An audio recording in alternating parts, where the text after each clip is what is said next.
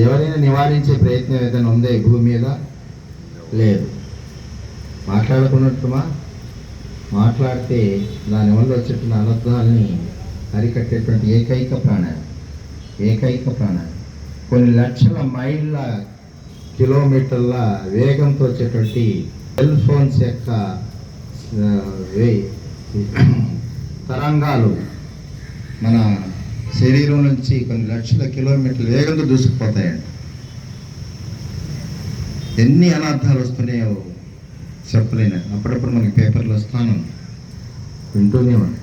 ఎంత ప్రమాదపు మనుషులకి ఒక ప్రధాన కారణం అని సెల్ ఫోన్ అని చెప్పుకోవచ్చు.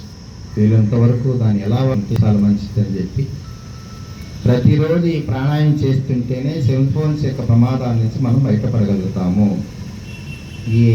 ఎవరు మనకు రక్షించేటువంటి అవకాశం భూమి మీద లేదు. ఈ ప్రాణాయామం మాత్రమే మనం రక్షించేటువంటి అవకాశం ఉంది. మైండ్కి సంబంధించి కానీ, జ్ఞాపక శక్తి కానీ, ఏకాగ్రత కానీ, నిద్రలేని సమస్య కానీ చాలా ప్రయోజనాలు.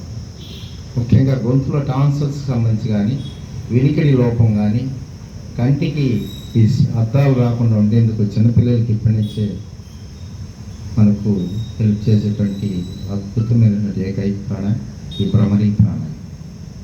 చివరిగా ధ్యానం చేసి ఆపేస్తామండి. సమయం కూడా మనకు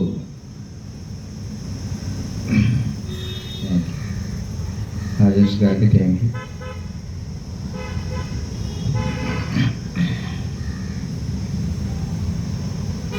చివరి వరకు ఒకే పోస్టర్లు కూర్చోవాలి, ఎన్నెముక నిటారుగా ఉండాలి, కళ్ళు మూసుకొని ఉండాలి. ప్రతిసారి నిండుగా శ్వాస తీసుకుంటూ ఇదని కొనసాగించాలి. అందరి